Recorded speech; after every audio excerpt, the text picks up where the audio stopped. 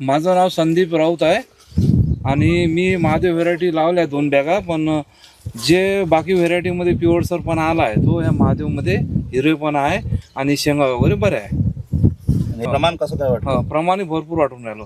बाकी व्हेरायटीमध्ये 2 दाण्याची शेंगा आहे आणि या व्हेरायटीमध्ये 3 दाण्याची शेंगा आहे. आणि याच्यावरती जे लव आहे याच्यामुळे तुम्हाला अळीचा अटॅक कमी झाला असं वाटते? कमी आहे. आणि ब्रँचिंग वगैरे तुम्ही दाखवू शकता? हो, ब्रँचिंग वगैरे चांगलं झालं आहे माझ्या शेतामध्ये. तिकडे किती एकर लावले सर? आणि 2 एकर. 2 एकर. आणि याच्या मुळा तुम्ही दाखवा.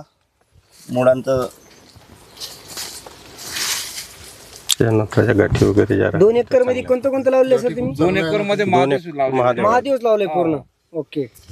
उत्पादन कसं होईल काय तुम्हाला काय वाटतं बाकीच्या पेक्षा? बाकी व्हेरायटीपेक्षा आता माहित पडेल समजा निघाल्यानंतर, पण तरी बऱ्यापैकी वाटते मला.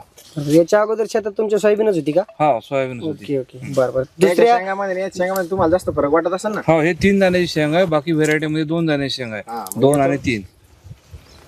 याच्या अगोदरच्या ज्या कंपनीच्या तुम्ही लावल्या असेल त्याचं नाव नाही घ्यायचं आपल्याला, पण त्याच्यात आणि याच्यात काय फरक वाटतं तेवढं सांगा फक्त मला. फरक म्हणजे याच्यामध्ये पूर्ण 3 दाण्याची शेंग आहे आणि भरण चांगली याच्यामध्ये आणि दाना बोल्ड आहे. म्हणजे नक्कीच तुम्ही याच्यानंतर महादेवला प्राधान्य पहिलं देणार. हो हो. हर हर महादेव, घर घर महादेव करून